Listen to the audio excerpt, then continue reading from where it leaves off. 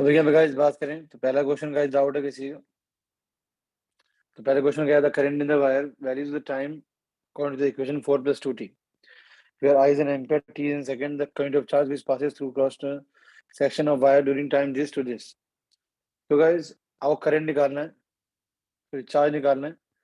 तो चार्ज हमारा होता है आई डी टी का इंटीग्रेशन, ये आपको नोट्स में लिखवाया था इधर, और कुछ दिन पहले आपने किया भी था।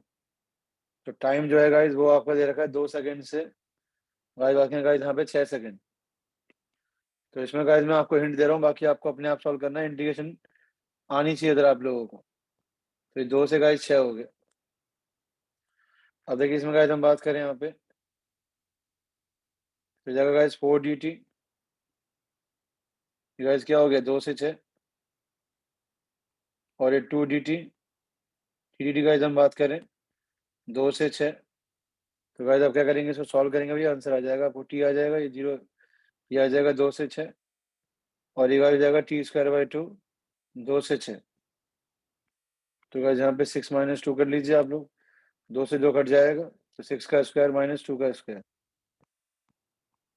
जो भी गाइस आंसर आएगा आपको मिल जाएगा इधर। 16 का हो जाएगा, 36 - 4 हो जाएगा ये, तो 16 प्लस गाइस हो जाएगा 32। तो गाइस ये आ जाएगा गाइस आपका 48 कूलम के आसपास। इसका भी डाउट है भैया फटाफट से स्क्रीनशॉट लीजिए, टाइम मत वेस्ट करिएगा।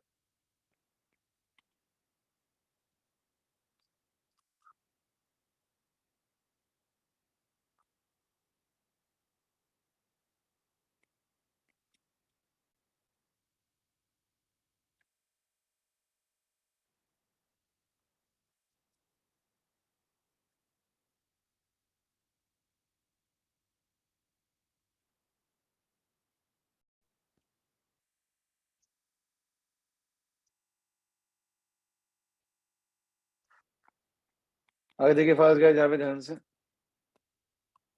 क्वेश्चन गाइस हमारा है थर्ड क्वेश्चन, ये भी किसी का डाउट है भैया थर्ड क्वेश्चन। अगर हम बात करें थर्ड क्वेश्चन की गाइस यहाँ पे, तो हमें गाइस एक ग्राफ दे रखा है इस तरीके से। तो इसमें गाइस करंट है और टाइम ग्राफ दे रखा है इस तरीके से। तो गाइस आप कॉन्सेप्ट जानिए, कॉन्सेप्ट क्या है, मैं वो कॉन्सेप्ट समझा रहा हूँ। अगर करंट टाइम ग्राफ की हम बात करें, तो गाइस इस ग्राफ का जो एरिया है, इस ग्राफ का एरिया, तो इस ग्राफ का एरिया गाइस क्या होगा, ये चीज क्या है करंट, और ये चीज क्या है टाइम। तो भाई ये जो रेक्टेंगल है, इस रेक्टेंगल का एरिया क्या होगा, लेंथ इंटू ब्रेड्थ, आई इंटू में डेल्टा टी। और आप जानते हैं कि आई क्या होता है, चार्ज पास अपॉन टाइम टेकन। तो delta Q I guys, delta Q कितना हो जाएगा, आई डेल्टा टी, यानी कि आई डेल्टा टी हमें गाइस क्या देगा, चार्ज पास्ड, यानी कितना चार्ज पास हुआ है। अगर हमें ये निकालना है, तो हमें गाइस एरिया निकालना पड़ेगा। क्या निकालना पड़ेगा, एरिया। जिसका भी डाउट है पहले स्क्रीनशॉट ले लीजिए, क्योंकि इसमें हम लोग क्या करने वाले हैं, इसमें हम लोग गाइस ये करने वाले हैं कि एरिया निकालेंगे। क्या निकालेंगे, area. We will find the area.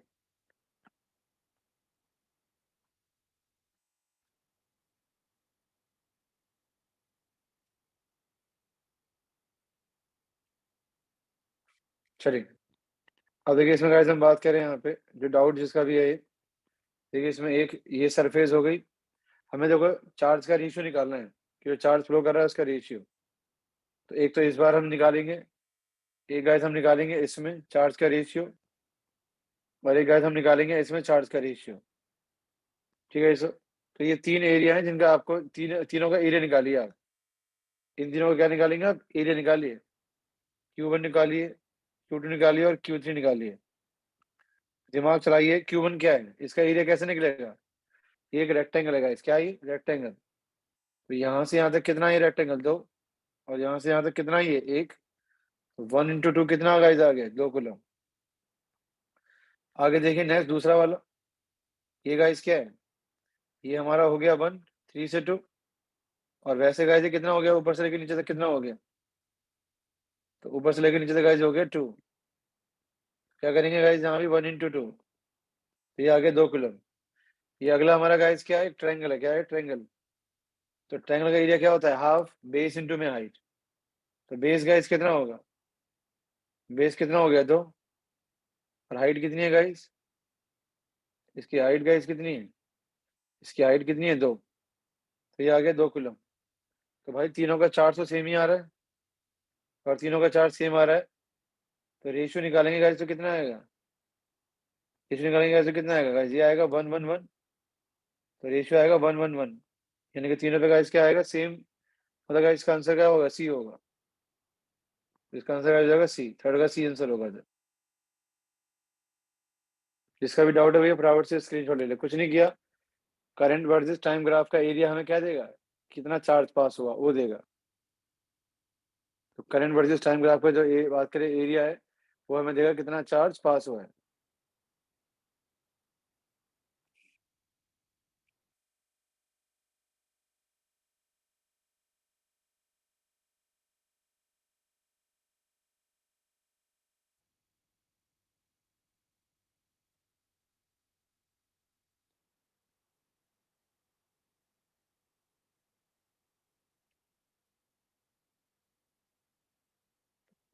तो देखिए गाइस, फोर्थ की किसी का डाउट था, यहाँ देख लीजिए ऐसे।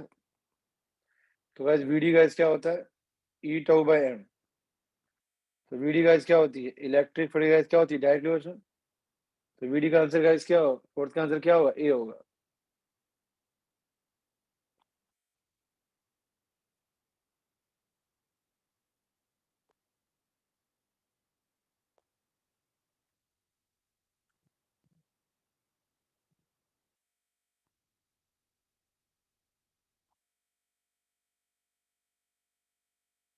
अब देखिए यहाँ पे गाइस 8th क्वेश्चन कह रहा है, if a charge move without collision through the conductor, the kinetic energy would change so that total energy is। तो गाइस देखिए, अगर हम बात करें कॉलिजन के साथ, अगर गाइस मूव करेगा कोई भी, मान लीजिए गाइस क्या हो रहा है? कॉलिजन हो रहा है। तो आपसे कह रहा है अगर कॉलिजन होगा तो काइनेटिक एनर्जी गाइस चेंज होगी। बात करें गाइस क्या टोटल एनर्जी चेंज होगी? तो हम सब जानते हैं टोटल एनर्जी चेंज नहीं होगी, क्योंकि भैया एनर्जी क्या रहती है? कंजर्व रहेगी। अगर हम ये मानते हैं कोई हीटिंग इफेक्ट नहीं हो रहा है एक तरीके से, तो एनर्जी को हम क्या मानेंगे? टोटल एनर्जी को हम मानेंगे गाइस कंजर्व। तो इसका आंसर गाइस क्या आएगा? 8th का बी आएगा।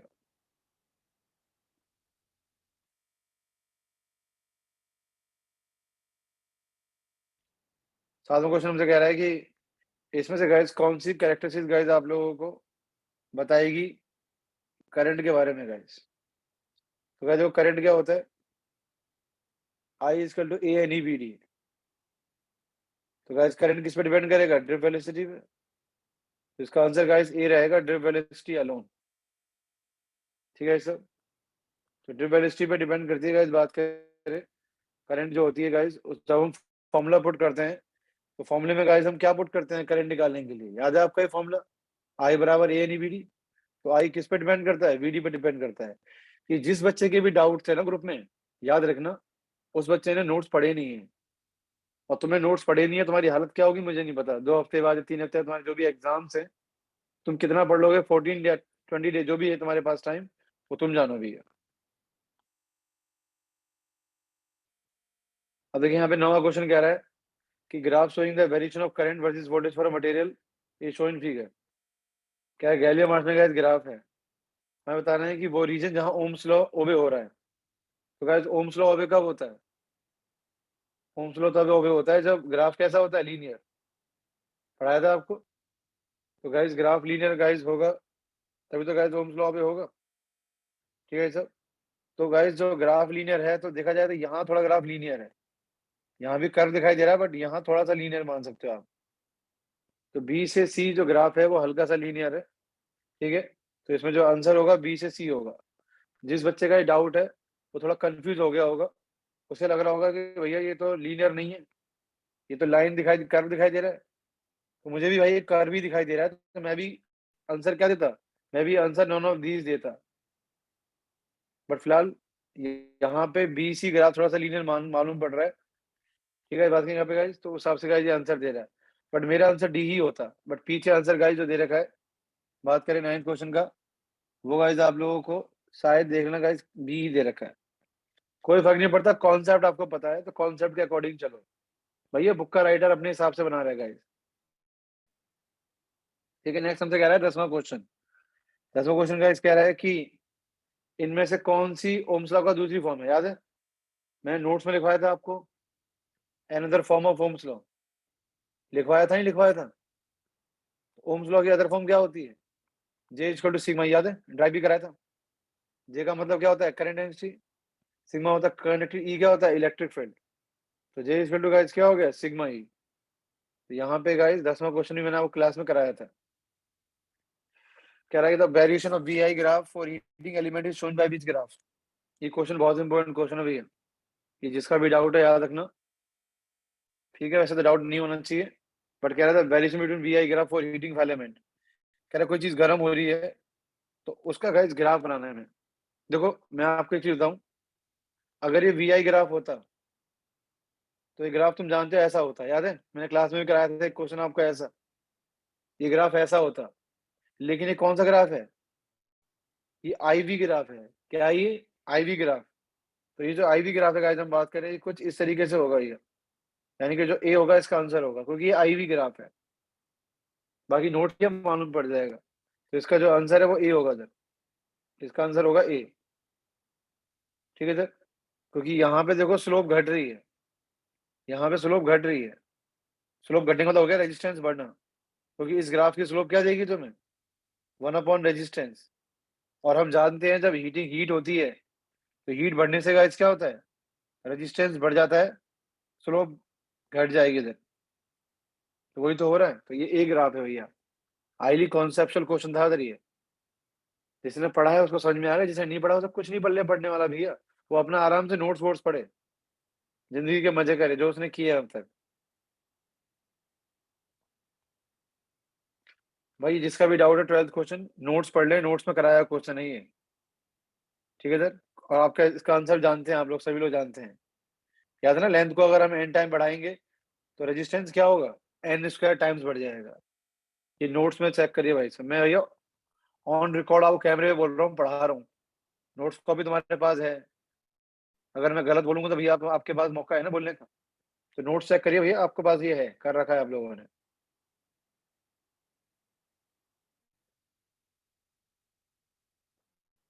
लेकिन 15 क्वेश्चन ये भी भैया नोट्स में से है। ये जिस बच्चे ने भी डाउट पूछे हैं भैया उसने स्टार्टिंग के चैप्टर मुझसे नहीं पढ़ा, इसीलिए वो डाउट पे डाउट बनाता गया भैया इन सब चीजों को। इसका आंसर गाइस आपसे कह रहा है कि सेमी कंडक्टर का गाइस ग्राफ कौन सा होगा? आपको याद है रो वर्सेस टी ग्राफ जो है, उसमें अगर टेम्परेचर बढ़ाएंगे तो रो बढ़ता है। ठीक, किसका बढ़ता है? मेटल का, उनके अलॉय का बढ़ता है ना भैया। लेकिन अगर हम बात करें कोई सेमी कंडक्टर है गाइस, कोई सेमी कंडक्टर अगर है तो टेम्परेचर बढ़ाने पे उसका रो घटता है गाइस। ये मैं आपको आगे पढ़ाऊंगा फिजिक्स में 9th यूनिट में गाइस। 9 मिनट में हम डिस्कस करेंगे विद फिजिक्स में। तो इसका आंसर गाइस क्या होगा? सी होगा। इसका आंसर बी नहीं हो सकता, क्योंकि बी क्या है? लीनियरली घट रहा है। तो जनाब ये लीनियरली नहीं घटता, ये ऐसे घटेगा सर, जैसा आपको दे रखा है यूं। ठीक है, इसका आंसर गाइस क्या होगा? सी होगा सर। जिसका भी डाउट है भैया स्क्रीनशॉट लेते रहिए, और जिसका नहीं है वो भी समझते रहिए, क्योंकि कॉन्सेप्ट तो मैं बता ही रहा हूँ आप लोगों को।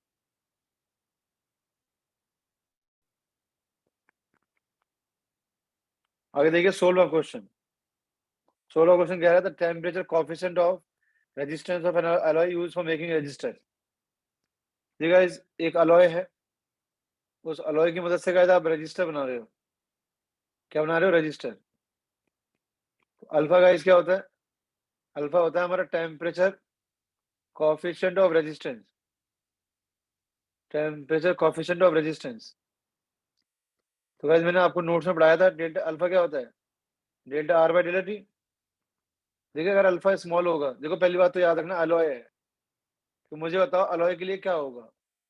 अगर तुम टेम्परेचर बढ़ाओगे तो आर बढ़ेगा या घटेगा? आर बढ़ेगा। अरे बढ़ेगा ना आर, तुम टेम्परेचर बढ़ाओगे तो डेल्टा टी पॉजिटिव, और रेजिस्टेंस बढ़ेगा डेल्टा आर पॉजिटिव। तो अल्फा क्या आएगा? अल्फा आएगा पॉजिटिव। मुझे बताओ अल्फा नेगेटिव किसका होता है? मुझे बताओ पहले अल्फा नेगेटिव किसका होता है? अल्फा नेगेटिव होता है सेमीकंडक्टर का, और किसका? Electrolytic solution. इनका अल्फा अल्फा नेगेटिव क्यों होता है? क्योंकि इनका टेम्परेचर बढ़ाने पर रेजिस्टेंस घट जाता है। हर चीज नोट्स में है भैया, फिर भी डाउट्स बन रहे हैं। चलिए कोई दिक्कत वाली बात नहीं है इधर। अब यहाँ देखिए गाइस, बात करें तो फिलहाल यहाँ पे इसका जो अल्फा गाइस होगा, अल्फा क्या होगा? अल्फा गाइस होगा पॉजिटिव।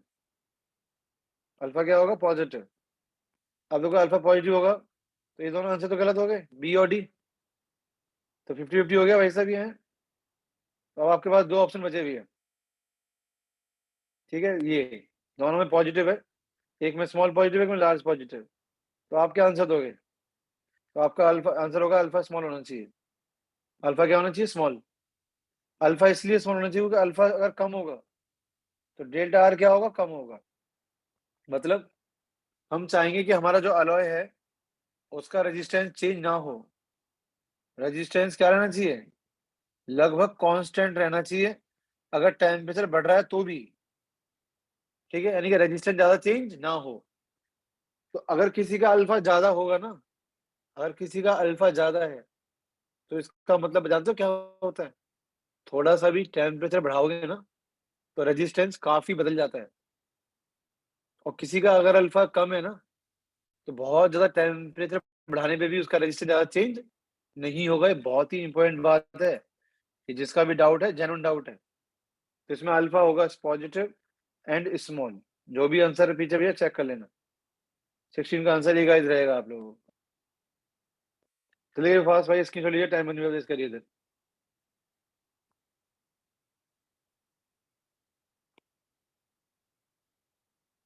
भैया नोट्स में इसमें कॉन्सेप्ट है, नोट्स में हमने ये चीज डिस्कस नहीं करी, बट नोट्स में कॉन्सेप्ट है जो हमने डिस्कस किया है। अगर मैं हर चीज पढ़ाने लग जाऊं जो पेपर में आने वाला है या कंपटीशन में आने वाला है तो भैया मेरी वैल्यू तो बहुत बढ़ जाएगी ना पूरी इंडिया में। तो कोई भी टीचर दुनिया में ऐसा नहीं हो सकता भैया जो पेपर में आने वाली चीजें उनको पढ़ा दे सारी की सारी।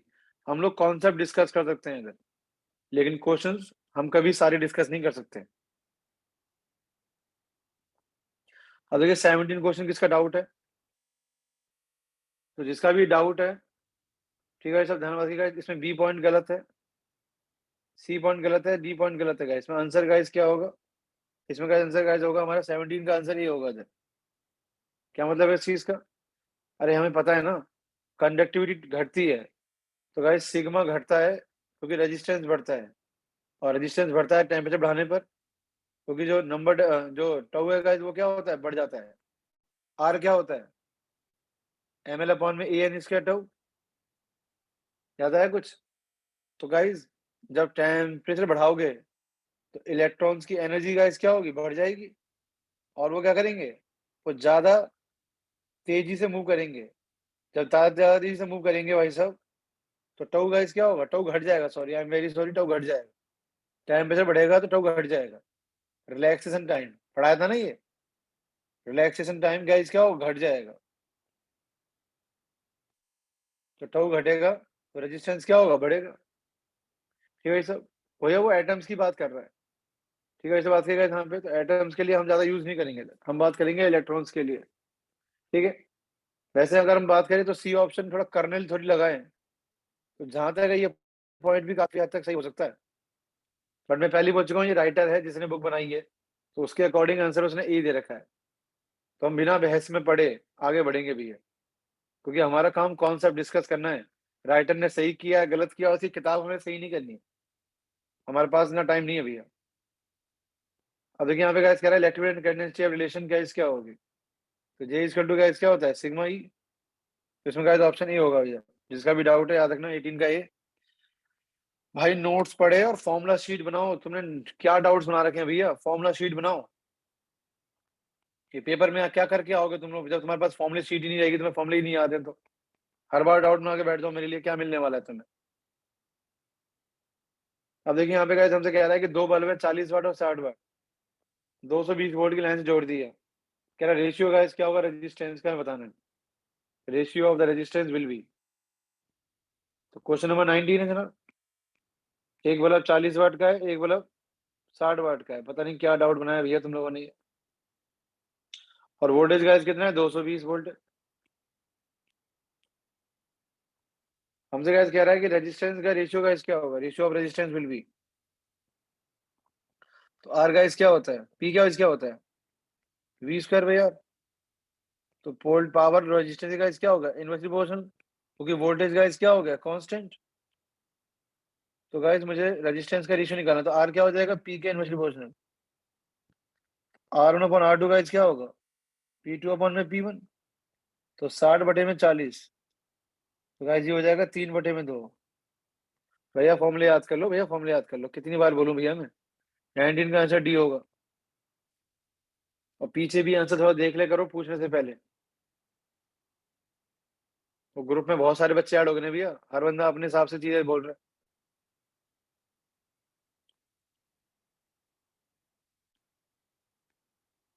आगे देखिए, बात करें यहाँ पे। इसमें गाइस मैं आपको सिर्फ बता रहा हूँ फॉर्मुला गाइस कौन सा यूज होगा इस वाले क्वेश्चन में।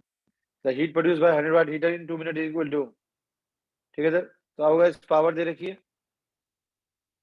कितनी गाइस, 100 वाट। और यार टाइम गाइस देगा गाइस कितना आपका, 2 मिनट। तो गाइस यहाँ पे गाइस ध्यान दीजिए गाइस। तो गाइस आपको पावर दे रखी है, और गाइस गाइस क्या दे रखा है, आपको टाइम दे रखा है कि कितने टाइम तक हम यूज कर रहे हैं उसको। भाई जिसका भी डाउट है ये, भाई एनर्जी क्या होती है, एनर्जी होती है पावर इंटू में टाइम। पावर होती है एनर्जी अपॉन में टाइम। तो एनर्जी होगी पावर इंटू में टाइम। अब यहाँ जो एनर्जी है वो हीट में कन्वर्ट हो रही है, तो हम यहाँ पे एच बराबर पीटी भी लिख सकते हैं भैया। तो पावर हो जाएगा 100, टाइम हो जाएगा 120। तो भैया यहाँ पे गाइस निकाल लीजिए आप, कितना आंसर आएगा आप लोगों का इसमें। तो हो जाएगा आपका 12 × 10⁻³ तो गाइस हो जाएगा 12 किलो जूल।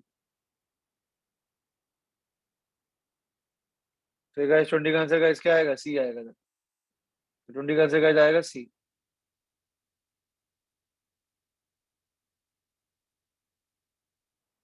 जिसका भी डाउट है भैया देख लो एक बार, टाइम मत वेस्ट कर।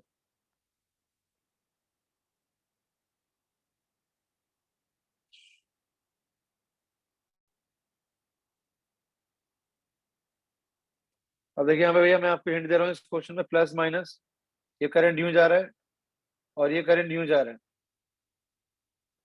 फिर गाइस करंट यूं आ जाएगा। हमसे गाइस क्वेश्चन में कह रहा है कि सर्किट में गाइस करंट कितना होगा 5 ओम से, आपको ये निकालना है। ठीक है, तो गाइस आपको 5 ओम से गाइस क्या निकालना है, करंट निकालना है। ठीक है। देखो ये जो दोनों बैटरीज हैं, ये दोनों बैटरीज गाइस हम बात करें सेम पॉइंट पर, सेम पॉइंट से हैं। अगर मैं दो बैटरीज लूं ई और ई, दोनों गाइस क्या है, पैरेलल में। तो जिसका भी डाउट है शायद उसने ध्यान नहीं दिया होगा, और एक क्वेश्चन थोड़ा सा उसके लिए मुश्किल बन गया होगा। तो याद है आपको, पैरेलल में बैटरी अगर जुड़ी होंगी पैरेलल में, ईएमएफ सेम रहता है, पढ़ाया था। पैरेलल में बैटरी जोड़ेंगे तो ईएमएफ क्या रहता है, सेम। तो यहाँ पे देखा जाए तो ये 5 ओम है, और 5 ओम से कितने वोल्ट की बैटरी लगी हुई है, 10 वोल्ट की बैटरी लगी हुई है ना। ये दो बार आ रही है, बट दो बार आने का क्या मतलब है, हमारे लिए तो ये 10 वोल्ट की बैटरी है ना। तो भैया करंट क्या हो जाएगा, 10/5 यानी कि 2 एम्पियर। तो करंट विल बी 2 एम्पियर। तो जिसका भी डाउट है भैया स्क्रीन शॉट ले ले। और ये 10 वोल्ट की बैटरी दोनों पैरेलल में है, किसमें है, पैरेलल में। कैसे मालूम पड़ रहा है पैरेलल में है, मान लो ये पॉइंट पी है, मान लो ये पॉइंट क्यू है, तो ये पॉइंट क्या होगा पी, ये पॉइंट क्या होगा क्यू, ये पी और ये क्यू। पी पॉजिटिव से क्यू नेगेटिव से, पी पॉजिटिव से क्यू नेगेटिव, समझ में आ गया। दोनों के एंड पॉइंट क्या है, सेम, दोनों बैटरीज पैरेलल में है। ठीक है, जाने कीजिए इसको, फटाफट से भैया स्क्रीन शॉट लीजिए। और जिनके डाउट ही नहीं है ना वो भी ध्यान दे लीजिए, क्योंकि जिस बच्चे ने भी डाउट बना रहे हैं तो वास्तव में भैया वो दिमाग लगा रहे हैं।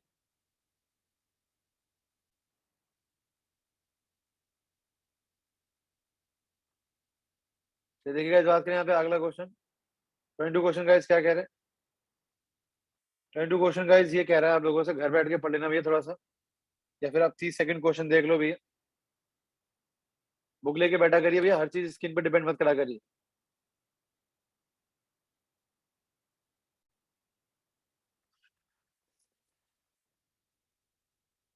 देखिए मैं गाइस आपको एक बात बोल रहा हूँ, आर को घटा रहा है, जीरो कर रहा है, आर को जीरो कर रहा है, आर टेंस टू जीरो। कह रहा है इनमें से कौन सी लाइन ठीक होगी आई और बी के लिए। अब जरा फोकस करिए, ये हमारा गाइस बैटरी है ई, और ये उसका इंटरनेशनल आर है। और ये एक्सटर्नल रेजिस्टेंस कैपिटल आर है, और इस सर्किट में गाइस करंट कितना है, स्मॉल आई। करंट कितना है, स्मॉल आई। तो guys I is equal to कितना होता है, ई अपॉन में आर प्लस आर। ठीक है सर। अगर आर टेंस टू जीरो होगा, अगर आर जीरो होगा, आई कितना हो जाएगा, E by R. R tends to zero, then I is equal to, भाई मैंने आर पुट कर दिया, जीरो पुट कर दिया। तो अगर आर टेंस टू जीरो होगा तो आई कितना होगा, ई बाई आर। यानी कि if R tends to zero, then I tends to E by R. कौन सा ऑप्शन ठीक होगा, दिमाग लगाइए।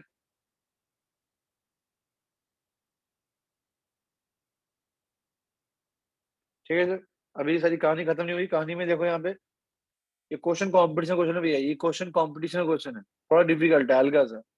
इसमें एक चीज और देखो, आपको याद है वी के फॉर्म में लिखाए थे मैंने आपको, ई माइनस आई इंटू में R, V equal to I are.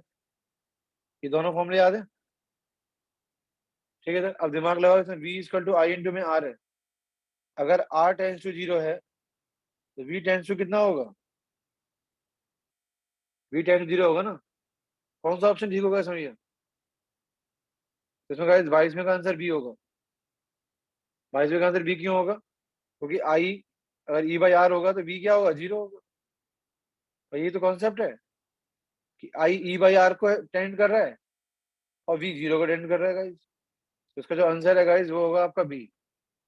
जिसको भी दिक्कत आ रही है भैया, एक बार क्वेश्चन और पढ़े, ध्यान से पढ़े।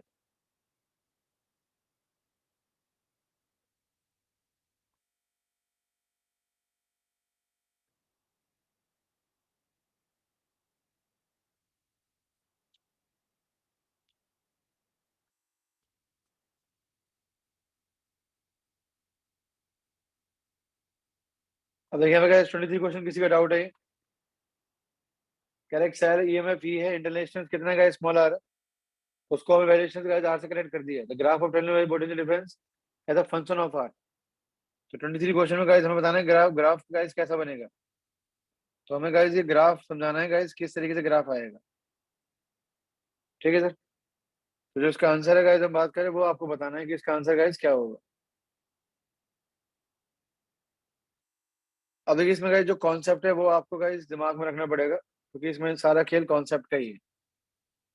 इसका आंसर भैया वैसे, ये हमें रटा हुआ क्वेश्चन होता है भी, हमारे लिए सीबीएसई में आता है। तो ये सीबीएसई का क्वेश्चन है गाइस, थ्योरी वाला क्वेश्चन, ग्राफ ये होगा इसका बी वाला। बड़ी अच्छी अच्छों की हालत खराब हो जाती है कि ग्राफ कैसे आया। चलिए अब यहाँ ध्यान दीजिए, कहानी वही है, I is equal to R plus R. ठीक है सर। और ग्राफ हमें गाइस ड्रॉ करना है वी वर्सेस आर के बीच में। ग्राफ है guys V versus capital R के बीच में। तो वी वर्सेस कैपिटल आर के बीच में गाइस ग्राफ है। ठीक है सर। अब दिमाग लगाइए, V guys equal to guys क्या होता है, आई इंटू में आर। ठीक है सर। अब कई बच्चे बोलते हैं कि भैया हम इस वाली इक्वेशन का यूज कर लेते हैं। आप इस वाली इक्वेशन का यूज कर सकते हैं। मैंने आपको पढ़ाया था पोटेंशियोमीटर में, याद है। अगर तुम आर को बढ़ाओगे, आई पे गाइस फर्क पड़ेगा नहीं पड़ेगा। तो आप इस इक्वेशन का इस्तेमाल मत करिए, V equal to I R वाली इक्वेशन का इस्तेमाल मत करिए। आप अपने मन से कुछ और बनाइए, कुछ बढ़िया चीज करिए, जिससे जिससे आप अपना काम निकाल सकें। तो आपको ऐसा कुछ और करना पड़ेगा। चलेगा, मैं आपको दे रहा हूँ, इशारा दे रहा हूँ, आपको पता होगा, ये फॉर्मूला आपने यूज किया होगा। आपको ये फॉर्मूला याद है, R is to E by minus one into में आर। नहीं, इससे भी गाइस काम नहीं चलेगा। चल जाएगा, काम चल जाएगा। R is to E by V minus one into में आर। तो गाइस हो जाएगा R by R E by V minus one. E by V कितना हो गया, one plus R by R. तो वी गाइस कितना हो गया, ई अपॉन में one plus R by R. हाँ या ना, हो गया ना। अब जब मैं v और r को बदलूंगा तो क्या e बदलेगा, e क्या रहेगा कांस्टेंट, r क्या रहेगा कांस्टेंट। इन दोनों पे कोई फर्क नहीं पड़ने वाला। अब जरा दिमाग लगाओ, इस फॉर्मूले में अगर मैं r जीरो पुट कर दूं तो क्या होगा, v equal to one plus R by zero. ठीक है सर। तो ये कितना हो जाएगा, वन प्लस इंफिनिटी तो ये कितना आ जाएगा 0। यानी कि ग्राफ 0 से स्टार्ट होगा। ग्राफ कहाँ से स्टार्ट होगा 0 से। उसके बाद गाइज मैं अगर आर को पुट कर दूं इन्फिनिटी हाई पुट कर दूं, ठीक है guys, यहाँ पे guys, अगर मैं आर की वैल्यू हाई पुट कर दूं गाइज, तो क्या होगा v इक्वल टू गाइज कितना होगा ई अपॉन में 1 + r/r, यानी कि इन्फिनिटी 1 + 0। तो गाइज ये कितना हो जाएगा ई के बराबर। यानी गाइज ये जो ग्राफ है, इस ग्राफ में आप समझिए ग्राफ कैसा होगा। ग्राफ सिंपल सी ग्राफ गाइज कहानी है। अगर इसमें आप आर बढ़ाओगे, दिमाग लगाओ क्या होगा। अगर इस ग्राफ में मैं आर बढ़ाता हूं, तो r/r की वैल्यू क्या होगी, वो घटेगी। अगर ये चीज घटेगी तो v क्या होगा, बढ़ेगा। देख लो आप पहले तसल्ली के साथ। ये r में घटा रहा हूँ, बढ़ा रहा हूँ सॉरी, तो मैं ग्राफ में गाइस राइट साइड जा रहा हूँ। ग्राफ में मैं कहाँ जा रहा हूँ, राइट साइड। अगर मैं r बढ़ाऊंगा तो इस पूरे की वैल्यू क्या होगी, इस पूरे की वैल्यू गाइस कम हो जाएगी, और v की वैल्यू गाइस क्या होगी, बढ़ जाएगी। तो गाइस ग्राफ होगा इस तरीके से यूं, और उसका गाइस ग्राफ कैसा हो जाएगा, ग्राफ हो जाएगा हमारा स्ट्रेट लाइन इस तरह से। यानी कि v बराबर कितना हो जाएगा ई, v बराबर गाइस कितना हो जाएगा ई हो जाएगा, सिंपल सी बात है। और यहाँ पे v कितना होगा, v 0 होगा। डिफिकल्ट है तो भैया डिफिकल्ट है, कोई इलाज नहीं है उस चीज का। पढ़ाई करने का भाई मतलब पढ़ाई करिए भाई साहब। क्वेश्चन आप कर लेते हो, यहाँ पे देख लेते हो, लिखते भी नहीं हो आप घर पे भैया, तो कैसे काम चलेगा भैया। आप लोगों को समझाया जा रहा है, घर पे कम से कम लिखो तो सही। फ्रॉड से भाई साहब, फ्रॉड से स्क्रीनशॉट लीजिए, टाइम नहीं है हमारे पास। किसी को दिक्कत आ रही है भैया क्लास में पूछ लेना, टाइम मत वेस्ट करना मेरे।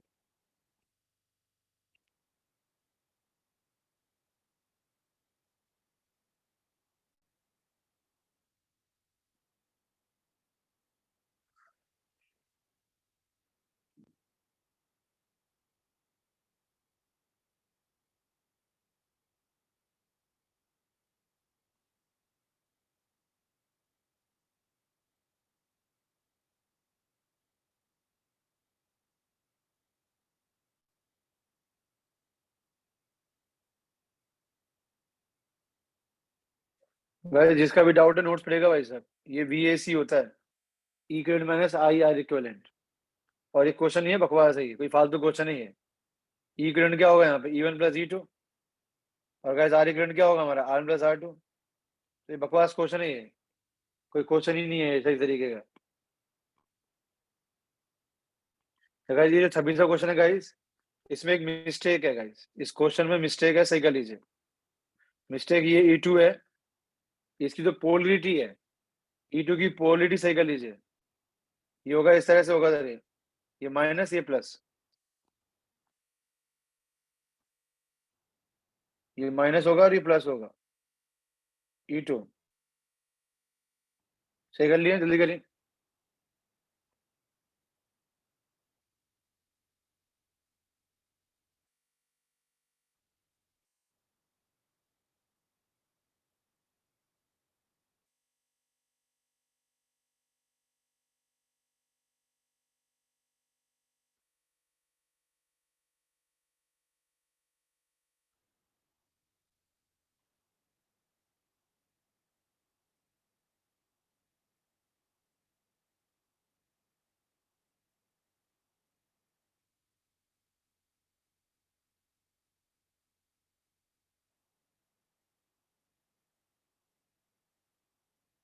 चलिए देखिए यहाँ क्वेश्चन हमसे क्या बोल रहा है। क्वेश्चन कह रहा है कि हमें बैटरी 1 और 2 का गाइस क्या निकालना है। ये जो बैटरी 1 है इसका निकालना है टर्मिनल पॉइंट डिफरेंस, और बैटरी 2 का इसका निकालना है टर्मिनल पॉइंट डिफरेंस निकालना है। ठीक है सर। अब मुझे बताओ करंट किसके हिसाब से फ्लो करेगा सर्किट में, 10 वोल्ट के हिसाब से, 4 वोल्ट के हिसाब से, जल्दी बोलो, थोड़ा टाइम वेस्ट करना मेरा भैया। 10 वोल्ट के हिसाब से फ्लो करेगा, क्योंकि ये बैटरी का क्या है, ताकतवर है। तो करंट फ्लो करा दीजिए भाई साहब। तो करंट फ्लो करेगा इसके हिसाब से। मुझे बताओ E1 बैटरी कौन से मोड में है, डिस्चार्जिंग मोड में। और E2 बैटरी कौन से मोड में होगी, चार्जिंग मोड में होगी भाई साहब। करंट क्या होगा, E1 E2। करंट क्या होता है, net EMF by net resistance. तो नेट EMF क्या हो जाएगा, 10 - 4। और नेट रेजिस्टेंस क्या होगा, 1 ओम 1 ओम और 2 ओम। तो नेट रेजिस्टेंस गाइस क्या हो जाएगा 1 + 1 + 2, तो 6/4, 3/2, यानी कि 1.5 एम्पियर। यानी गाइस सर्किट में करंट कितना होगा, इट विल बी 1.5 एम्पियर। कितना गाइस होगा 1.5 एम्पियर गाइस होगा सर्किट में करंट 1.5 एम्पियर। ठीक है सर। अब यहाँ ध्यान दीजिए गाइस, मुझे V निकालना है इसके अक्रॉस V1 मान लीजिए, और मुझे V निकालना है इसके अक्रॉस V2 मान लीजिए। तो V1 गाइस कितना होगा E1 माइनस I इंटू में R1, और V2 गाइस कितना होगा E2 माइनस, प्लस होगा माइनस होगा, कुछ ज्यादा आ रहा है। ये बैटरी चार्जिंग मोड में है, तो चार्जिंग मोड में टर्मिनल पोटेंशियल डिफरेंस ज्यादा क्या होता है E + IR, क्या होता है E + IR। तो मैंने क्या कर दिया इसको E2 + IR2 निकाल लीजिए। E1 कितना हो जाएगा 10 माइनस 1.5 इंटू में R1 कितना हो गया 1, तो इट इज 8.5 वोल्ट। और यहाँ V2 निकाल लीजिए, V2 कितना हो जाएगा E2 + IR2, तो 4 + 1.5 इंटू में R2 इट इज 1। तो गाइस कितना आ गया ये 5.5। चेक करो भैया, कोई आंसर मैच कर रहा है इससे। तो 26 का आंसर गाइस कितना आ रहा है, इसका आंसर गाइस ए आएगा। जिसका भी डाउट था भैया, सिर्फ एक मिस्टेक थी क्वेश्चन में, आप में क्वेश्चन मिस्टेक बाय मिस्टेक आपने देख ली होती तो आपका काम चल जाता भैया। भाई हर कोई ऐसे वर्मा नहीं होता ना कि बुक बनाए और मिस्टेक ना निकले। ये भी अपने राइटर हैं, मेहनत कर ही रहे हैं भैया, पर उनका मुकाबला तो नहीं कर पाएंगे। तो भैया अभी वो बिहारी सब पे भारी हैं। हो गया भाई साहब, चलिए आगे बढ़ते हैं भाई साहब।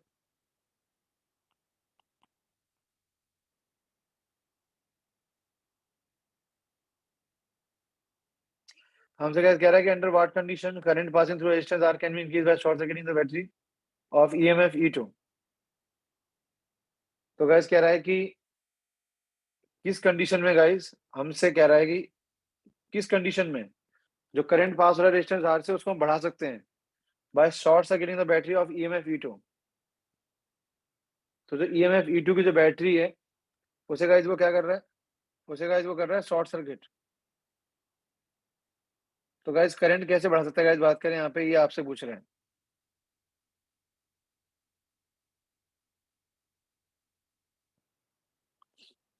अब देखिए इसमें गाइस मैं अगर आपसे बोलूं तो इसमें गाइस करंट बढ़ाने की बात हो रही है गाइस। पहले करंट क्या था बाद में करंट क्या होगा ये सोच ही चलना पड़ेगा आपको। तो मान लो गाइस पहले हम मानते हैं कि पहले करंट क्या था, फिर बाद में हमने जब शॉर्ट सर्किट कर दिया तो करंट क्या होगा, ये हमें सोच से चलना पड़ेगा इधर। हमने शॉर्ट सर्किट किसे किया है गाइस, किया है हमने शॉर्ट सर्किट किया है गाइस E2 को। E2 को हमने गाइस क्या कर दिया, शॉर्ट सर्किट कर दिया है E2 को। ठीक है सर, तो E2 को अगर हम शॉर्ट सर्किट कर देंगे तो क्या होगा। ठीक है सर, तो E2 गाइस खत्म हो जाएगी ना बैटरी, पूरी बैटरी खत्म हो जाएगी भैया, उसकी हम बात ही नहीं कर सकते। तो इस बैटरी सर्किट से गायब भी हो जाएगी ना, शॉर्ट सर्किट का मतलब ये हो गया। ठीक है, करंट अलग तरीके से निकल जाएगा, बैटरी के थ्रू जाएगा नहीं। अगर देखो आपने इसे शॉर्ट सर्किट कर दिया तो करंट कैसे फ्लो करेगा, अभी तो कैसे करंट ऐसे फ्लो करता है, यूं ऐसे फ्लो करता है। अगर आप इसे शॉर्ट सर्किट कर दोगे तो क्या होगा, करंट कैसे फ्लो करेगा, यूं ऐसे, करंट यूं निकल जाएगा ना। इसकी बात करेगा, इसकी बात ही नहीं करेगा। तो गाइस शॉर्ट सर्किट में ये हो गया कि बैटरी खत्म हो जाएगी ये वाली।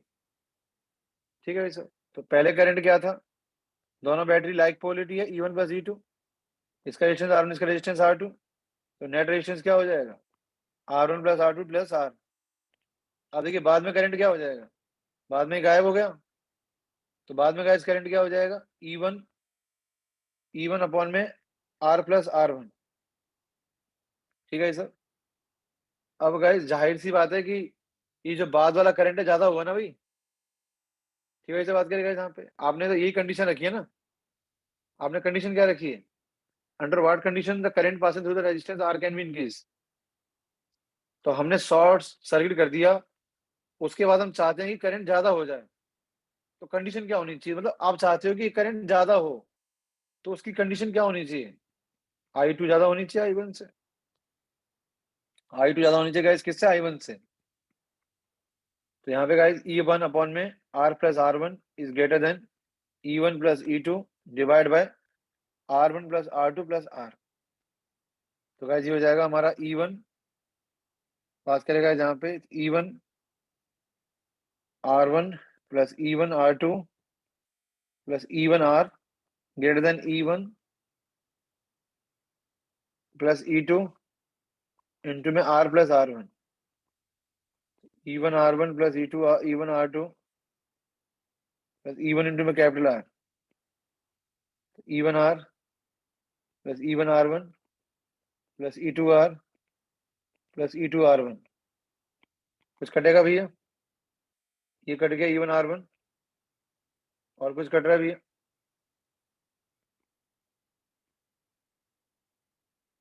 तो गाइस यहाँ पे हो रहा है हमारा E1 R2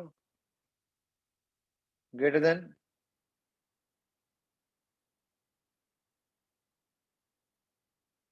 मतलब ये भी तो कट रहा है, ये भी तो कट रहा है E1 कैपिटल R वाला, ये तो कटेगा। तो E1 R2 बचेगा भाई साहब, इधर बचेगा E2 R प्लस R1। तो चेक करो कोई ऑप्शन है ये वाला, क्योंकि अगर ऐसा होगा, अगर E1 R2 ज्यादा होगा E2 R1 प्लस R1 से, तो फिर I2 ज्यादा होगा I1 से। तो कोई ऑप्शन मैच कर रहा है गाइस, एक बार चेक करो आप लोग। तो गाइस जो आंसर गाइस आप लोगों का मैच कर रहा है इसमें,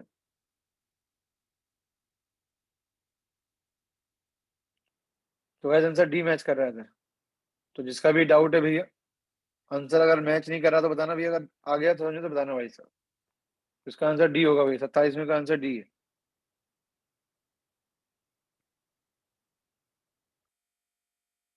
चल, तो जिसका भी डाउट था भैया, हो सकता है कि उसे सॉल्व करने में दिक्कत आ रही हो या लैंग्वेज में दिक्कत आ रही हो। भाई क्वेश्चन में कुछ ज्यादा दम था नहीं, क्योंकि इसमें शॉर्ट सर्किट का कॉन्सेप्ट इस्तेमाल हुआ है। तो पहले वाले केस में कोई छेड़खानी नहीं करी गई थी, बाद में जनाब शॉर्ट सर्किट कर दिया तो पूरी बैटरी गायब हो गई, E2 R2 दोनों गायब हो गए, यहाँ ऊपर से E2 गायब हो गया, R2 गायब हो गया। अब हमसे कह रहा है कि ये करंट ज्यादा होना चाहिए, शॉर्ट सर्किट के बाद वाला जो करंट ज्यादा आना चाहिए। तो ज्यादा आने के लिए कंडीशन क्या है, तो ज्यादा आने के लिए गाइस कंडीशन ये है कि E1 R2 ज्यादा होना चाहिए E2 इंटू में R1 प्लस R1 से गाइस। तो 27 का आंसर जो डी है, वही गाइस आपका हमारा भी आंसर आ रहा है E1 R2 और ये E2 R1 plus R1 guys, हमारा आंसर बिल्कुल ठीक आ रहा है। जो जिसका भी डाउट है भैया फटाफट से स्क्रीन लीजिए, टाइम मत वेस्ट करिएगा।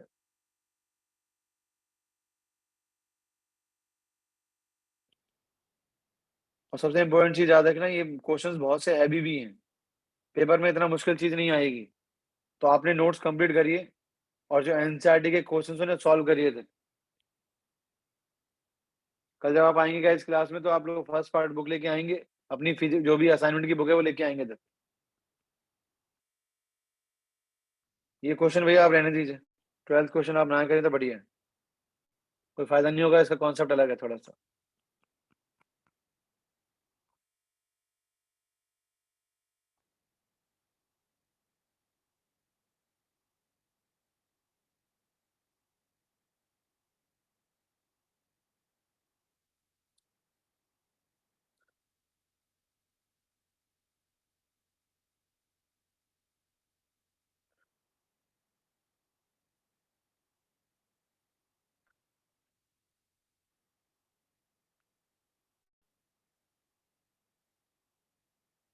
और इस क्वेश्चन को हम लोग क्लास में डिस्कस करेंगे, 36 क्वेश्चन को क्लास में डिस्कस करेंगे, ध्यान रखना चीज को, ऑनलाइन डिस्कस नहीं करेंगे अभी। ये क्वेश्चन मैंने क्लास में सॉल्व कराया था आपको पहले, और ये क्वेश्चन भी मैंने क्लास में डिस्कस कराया था पहले आपको। ठीक है, तो याद आ रहा है आपको, ये दोनों क्वेश्चन क्लास में डिस्कस किए थे, नोट चेक करना भैया। 40 क्वेश्चन का आपको अवॉइड करना है, जरूरत नहीं है, फालतू क्वेश्चन है, इसको अवॉइड करिएगा।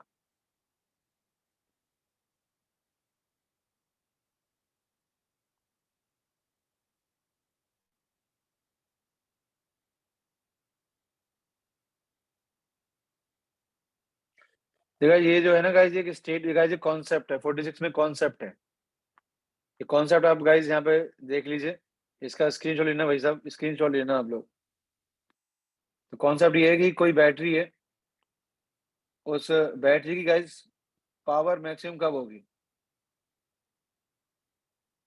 तो गाइज इस टॉपिक को हम लोग ड्राइव भी कराते हैं, बट फिलहाल गाइज हम आपको ड्राइव नहीं करा सकते। तो सर्किट में पावर अगर मैक्सिमम चाहते हो तो सेल का internal resistance external resistance guys क्या होना चाहिए, बराबर होना चाहिए। यानी कि अगर सेल का इंटरनल रेजिस्टेंस एक्सटर्नल रेजिस्टेंस के बराबर होगा तो समझ लो उस केस में उसकी पावर क्या होगी, मैक्सिमम होगी। तो जो क्वेश्चन नंबर 46 है, जिसका भी डाउट है, इंटरनल रेजिस्टेंस किसके बराबर है, एक्सटर्नल रेजिस्टेंस के बराबर होगा, यही हमारा आंसर होना चाहिए होगा अगर। तो ये गाइज एक कॉन्सेप्ट है, ठीक है गाइज, जहाँ पे जो क्लास में शायद आपके साथ डिस्कस ना किया गया हो, ठीक है, क्योंकि आपके सिलेबस में गाइज बहुत कुछ ऊपर नीचे था इस साल। तो 46 का आंसर गाइज ये होगा, और आप इसका स्क्रीनशॉट ले लीजिए भाई साहब, ताकि आप इसे बाद में गाइज लिख सको, कंप्लीट कर सको।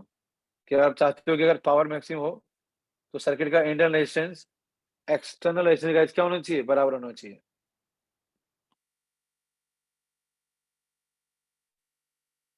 चलिए